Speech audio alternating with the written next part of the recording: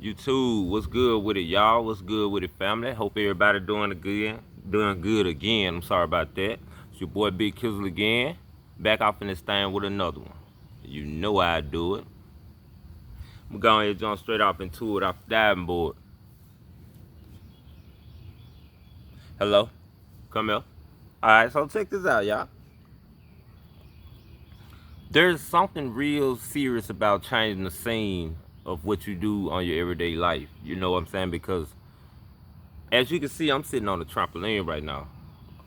I'm sitting on the trampoline that was given to me by one of my close friends he gave it to me for my nephew. And when I moved the trampoline up in here, got through the backyard, the back gate was all broke down. So I actually built the thing back by myself, solo, hello, dolo, hello, by myself. So I lays on it just to feel my work and everything. But I was just on the phone with my grandmama, and it's so amazing that I can talk to her every night.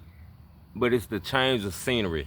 It's the laying on the trampoline, looking at the stars. It's the getting around birds and butterflies. You know, things of that nature. It changes your thinking. It really does. It changes your thinking. So I've got convicted out here tonight. I didn't plan on it, but myself convicting myself. Just sitting out here thinking after getting off the phone with her. She says a lot of words that is so funny because of the way they grew up back in the past, and me being on, another generation where they so-called smarter with computers, and so some of the words she say, they funny, and I laugh, and I laughed all my life. I do that to this day. And a lot of people used to say, boy, stop laughing at her, stop laughing, and she would still say what she got to say. Prime example, if you ask her about going to the ATM, she gonna say she going to the AT&T. Hello. So I'm gonna bust out laughing. Like, why wouldn't I? It's funny to me.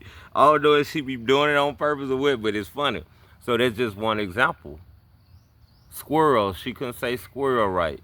She can't say a lot of things right. And I bust out laughing.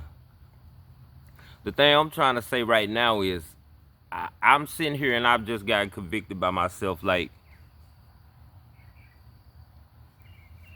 who the hell am I to be sitting here laughing at this woman when they done fought through all these times, had to walk to school, and she learned and pronounced her words the best she can, and here go my happy-go-lucky behind, just laughing. And when I think about it, what if that hurts her feelings? She's a strong woman, and she just laughs with me like, boy, you crazy. But I'm being convicted right now, and who am I, y'all? Who am I to sit here and laugh at most of the words she say? And me and her calls each other every day. Ever since I was a teenager, 16, 17, every single day we call each other and she say something, to make me laugh. It's been like that for a long time, y'all, long time. So sometimes other family members like your dad, your mom, they'll hit this little journey in life to where they want to come back and talk to their kids, and they realize where they wasn't there and all that. And so a lot of that happened with my family. They be like, why he don't call you as much as, why he don't call us as much as he call you? We trying to reach out to him. The thing is, I've been programmed to call my grandmama every single day since a child, since I had a cell phone. So I ain't just wake up and start doing this. I'm programmed, and that's the thing we try to tell people. It's hard to try to change your life that you've been living for a long time. Just start reaching out. You got to build this up as a child into your kids. You got to instill this into them. But I just was thinking about, man, I laugh at her so much from the fact of, we say sofas and couch and all that, but my grandma, she said scurio couch. Boy, get that off the scurio couch or something like that, and I bust out laughing. But I know what she's talking about. And I don't think I'm gonna stop laughing because it's funny. She funny. She know I'ma laugh. I bust out laughing in church. I don't care what y'all say. Hello, y'all say the wrong word, I'm bust out laughing. But the thing is, it's not more of a joke as it used to be with me. I started to feel convicted about, because one thing is, she still made it to a point to where us with great words and all that, we still struggling mentally and mentally enslaved. So even though she might not say all these crazy words right, my grandma didn't go clubbing. She never walked with her behind out and all that.